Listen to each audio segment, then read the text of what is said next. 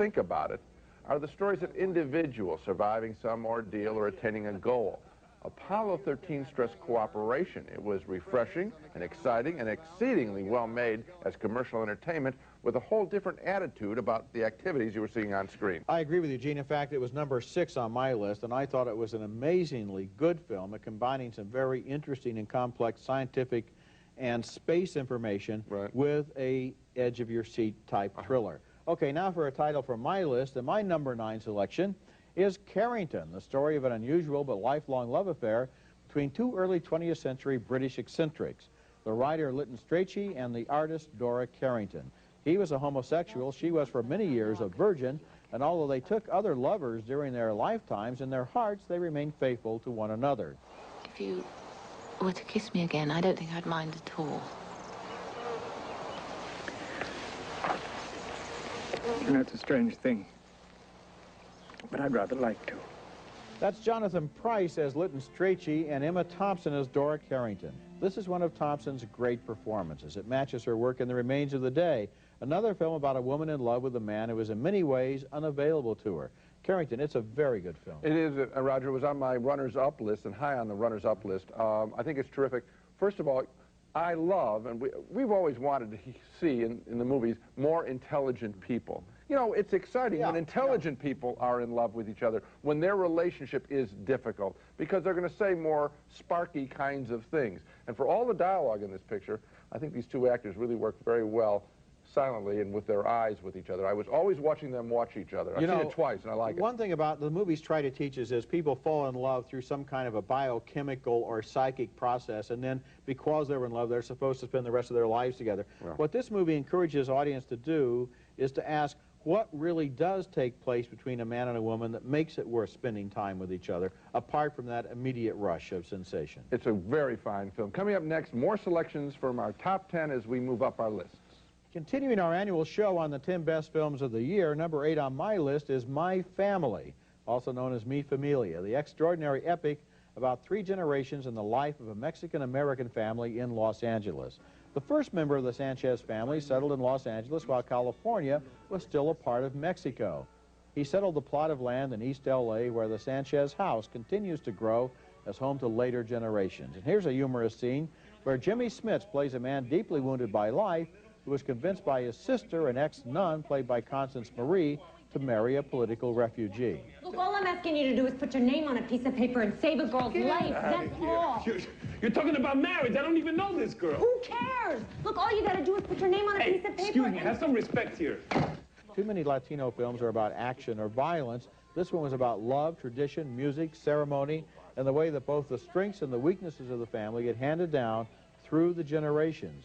At the end, when the old mother and father sit at their dining table and agree they've had a good life, it's a great moment because we've shared it with them and we know what they're talking about. I like the picture, Roger. I recommended it, but I wouldn't put it on my best list. I think that I like the opening where we see where the family comes from. I like the ending of the picture, and I thought there were just too many stories told. A tighter picture probably would have kicked this up higher on my list. I felt it didn't need to be tighter because what I wanted to get was the feeling that there were all of these people, generation after generation, you know, people that get married and have children and things happen. Well, I do like the fact that when you look at the house, you know all the lives that have gone through it, but I think a little tighter again would have been better. Coming up now, my number 8 selection, it's the Canadian director Adam Egoyan's Exotica, which in this year when the Las Vegas lap dancing film Showgirls was a candidate for the worst film of the year, this picture, Exotica, turned out to be a serious yet sensual treatment of the loneliness that can drive men to a strip club.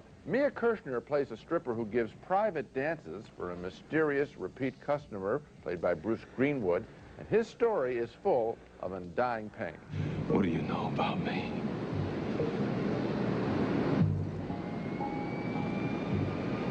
I found her. You found who?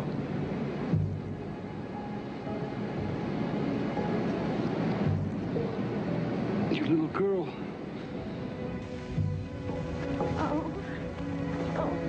And Exotica was also charged by other relationships in the dance club. And here is, I think, a rare film that mixes eroticism with ideas. There's been a lot of talk in recent years about giving filmmakers the freedom to make adult-themed pictures. Exotica is an example of the best, most thoughtful of the lot. I recommend it highly. I agree with you, Gene. In fact, it's just a little bit higher on my list than it is on yours. And one of the things I Good. liked I'm really about glad. it, in the aftermath of Tarantino's Pulp Fiction, this movie, which was made at the same time, wasn't influenced by Pulp Fiction. Not at all. But it also has the same kind of circular revelation of story that encourages us to pay attention to relationships and clues instead of just laying everything out for us to just eat off the plate, you know, all in a row. I mean, this movie's narrative is fascinating in the way it unfolds. It really is, and I wish that somehow that, you know, people like Adam McGoyan almost were out in Hollywood teaching screenwriting, just to make the standard. They're never going to make pictures like this, but if they would just complicate the stories a little, that'd be great. So that you can't leave and not miss something. When we come back, more titles from our separate list of the best movies of the year. Welcome back to our 10 Best of 95 show. Jumping up to number 5 on my list, I have Dead Man Walking, the heartfelt drama about the death penalty starring Susan Sarandon as a nun who offers comfort to convicted killer Sean Penn. Your daddy was a lawyer. You know, you come from money, don't you? Some. You live in St. Thomas Projects? I don't get that. I don't know who's crazier, you or me. I live where I work. Yeah, in the slum. What about you? I live here. You were brought up poor. Ain't nobody with money on death row. You and I have something in common. What's that? We both live with the poor. Dead Man Walking offers no easy answers. It doesn't let viewers off with a last-minute pardon or he's really innocent surprise. Rather, it's a thoughtful film all about the pain and love that the human heart can contain. And boy, in this picture, it contains a lot. 2 unforgettable performances by Sean Penn and Susan Sarandon are upstaged only by the fine work of actor Tim Robbins, who is the writer-director of Dead Man Walking. Added to his previous movie, Bob Roberts, Tim Robbins reveals himself as a big filmmaking talent. Oh, I love this film, Gene. In fact, it's higher. It's number 3 on my list. And I think it ennobles the craft and art of filmmaking, because what it does is it says, look, to the audience, you're adult. You can handle complexity. You can see what a hard issue this is. It doesn't resolve itself in easy plot points. And also, no solution is particularly offered. The religion of this nun is really, people say, how come you never see religion on the screen? Yes, I agree with that, This is not kind of like religion that you learn out of a catechism. This is religion you learn from life. And that man on death row teaches her a lot about her own faith. I'm really looking forward to Tim Robbins' next picture. Me too. The number 5 movie on my list is Martin Scorsese's Casino, and although some people rejected this film as a return to his familiar mafia turf, I felt it was a departure from anything he's ever done before. He found a completely new style using a lot of voice-over narration to cover a lot of documentary information about the way that the mob gained and lost control of casinos in Las Vegas during the 1970s. Listen to the words in this scene, narrated by Robert De Niro as the casino boss, and see the way Scorsese used a fictional character to convey factual information. The dealers are watching the players. The boxmen are watching the dealers. The floormen are watching the boxmen. The pit bosses are watching the floormen. The shift bosses are watching the pit bosses. The casino manager is watching the shift bosses. I'm watching the casino manager, and the eye in the sky is watching us all. Martin Scorsese is consistently our best filmmaker, and no one else could have conveyed so much information and drama in the same movie and still filled it with so much energy. It's fact, it's fiction, and it's something new, and you can sense Scorsese's delight as he shares his story with us. Casino, one of the year's best films. Well, here's where we've been disagreeing on this picture. I don't think that the narration is all that new. There's more of it, but in Goodfellas there was narration, too, used by Scorsese. The other thing is here, I do feel it was familiar turf. I would have been more interested, as he suggests at the back end of the picture, that the most interesting characters now are the new corporate gangsters, if you will, or at least the corporate officials running Las Vegas, which is devouring, like that MGM line, a great shot at the end of the picture. Sure, it's technically great. He is an extraordinary filmmaker, but I didn't care about a single person, and I think you didn't mention a single relationship in your review, and I think that's very revealing. I did when I reviewed it on the show, Gene. I didn't have a lot of time here. I'll tell you this: I would like to see Casino 2 about Vegas in the '80s. That'd be fun. Coming up next, number 4 on our list. We're getting close to the top. Continuing our annual program of the year's 10 best films, the number 4 title on my list is Oliver Stone's Nixon, and this film, like Scorsese's Casino, combines fact and imagination into a story that's both documentary and dramatic. Anthony Hopkins stars in the title role as the American president whose lifelong pattern was to somehow find defeat at the end of every victory. They're very serious charges, sir. First, abuse of power. Yep. Second, the obstruction of justice. Yeah, what else? Third, the failure to cooperate with the Congress. Yeah. And last, bombing Cambodia, sir. They can't impeach me for bombing Cambodia. The president can bomb anybody he likes. That's true. Stone begins his film by saying some of the scenes are hypothetical, but there's been criticism of his historical accuracy. I think Stone's responsibility as an artist is to remain true to his own vision. Stone is obviously a man who thinks something went wrong in the 1960s and has never been right since, and in 6 films, JFK, Platoon, Born on the 4th of July, Heaven and Earth, The Doors, and now Nixon, he has painted a portrait of that decade that is a remarkable achievement. This movie is about how Stone sees Richard Nixon, and as a filmmaker, he has a right and even a responsibility to make it just that way. Well, that's the position paper on Oliver Stone, and I think he's done a terrific job, and I like his films are about something. Let me return to this picture. Okay. It is even higher on my list, and what I particularly liked about it is the fact that he went for a big target, a psychological portrait of a man who frankly has been scared to death by his parents with all the faith that they put into him, but no human feeling, if you will. And internalizing that and feeling he's got to somehow survive, he punishes the rest of the world with some of his actions. And the fact that he is playing on the largest stage of all, the presidency of the United States, his actions affect millions of people in other countries. There are plenty of people who come home from work, get a little drunk so they're ticked off at work, and they are tough to their wives. And I think that this whole psychological portrait of a kind of a guy is very interesting. This is a movie that's an act of imagination that helps us to try to understand not only this man, but a lot of men. You take the arguments of the naysayers on this picture, and they haven't seen the picture, by the way. They're the arguments that are anti-art. They don't get what art is all about. Okay, now my choice for number 4, and it's a children's film, or maybe just a childlike adult fantasy about an Australian pig who thinks he's a sheepdog. The movie is called Babe, and it has a unique visual style combining puppets and models and real-life animals as we see a special relationship between the pig, I can't believe I'm saying this, and the farmer who owns it. He's played beautifully by James Cromwell. Away to me, pig. Remember, you have to dominate them. Do that and they'll do anything you want. Go, go. Ruff! Ruff, ruff, ruff! Ruff, ruff, ruff, ruff, ruff, ruff! Move along there, you big butthead! Why rank this film so highly? Because it's such an original piece of work. I can't recall seeing anything quite like Babe. Charming, emotional, always very funny. As a critic, what do I want most? To see things I haven't seen before. Babe is my answer. I love the movie, too. It's tied for 11th place on my list. Ooh. I just couldn't quite get it into the top 10. Try again. I wish maybe I should have tried harder. It is a wonderful film, and it's a complete leap of the imagination. And I agree with you. It's a wonderful film. When we come back, Gene and I both reveal our choices for number 1, the best film of 1995. And now my selection for the very best film of 1995. Back in January, I said I didn't expect to see a better film this year than Crumb, and I didn't.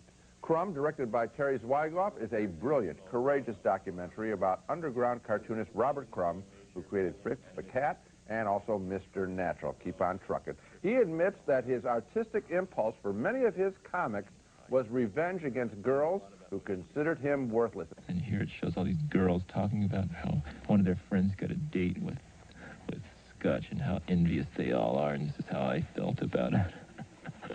I'm a little bitter about it, as you can see here.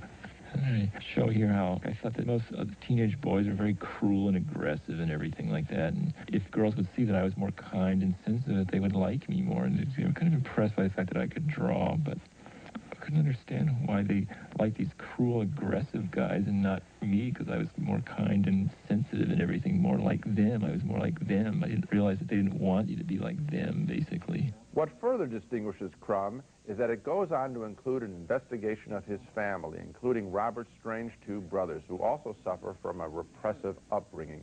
Crumb celebrates the artistic impulse while condemning all those who would crush it.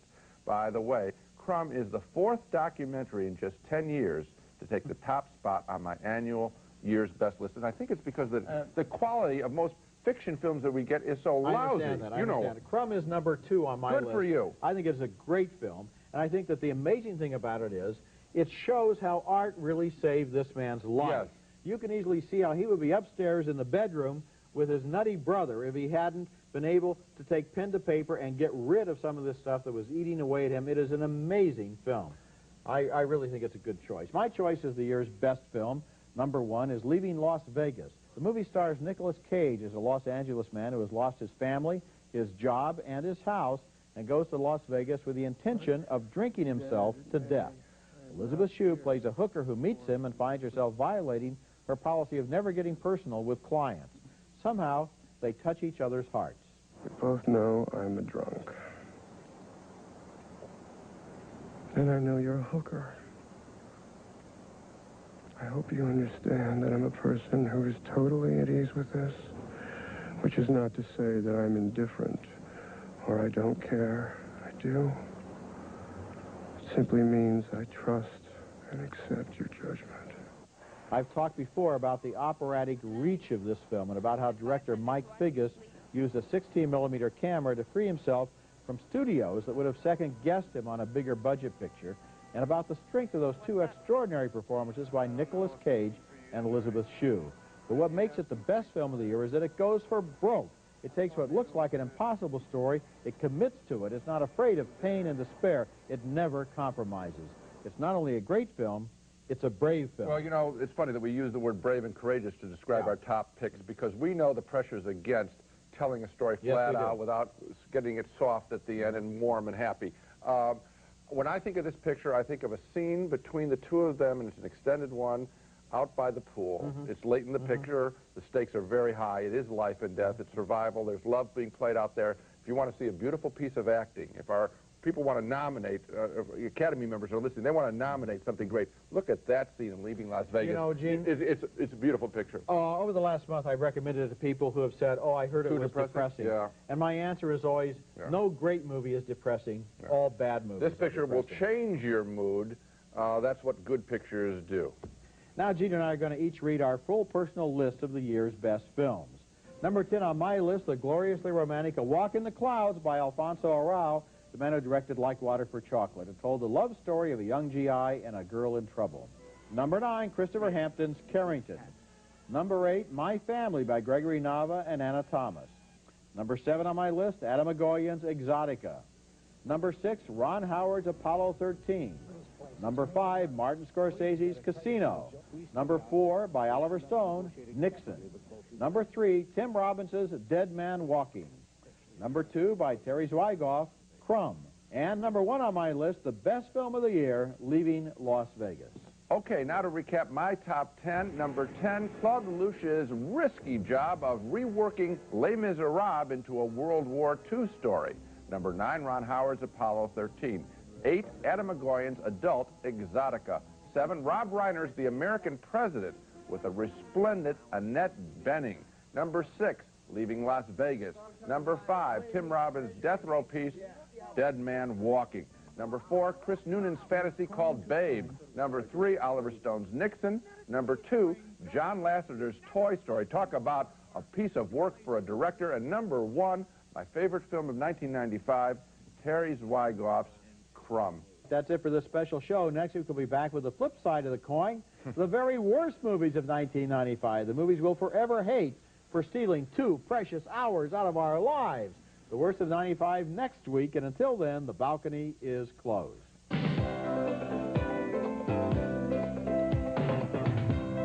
Try America Online free. Call 1-800-641-9900. Receive an America Online startup kit and 10 free hours the first month. No obligation. Cancel anytime. Call now. Oscal calcium supplement costs just pennies more a day than store brands. Proven effective and doctor recommended. Don't take chances. Take Oscal. The sociable solution to bad breath, Breath Assure. The internal breath freshener works with your digestive system. Have clean, fresh breath for hours. To order, call 800-824-5885.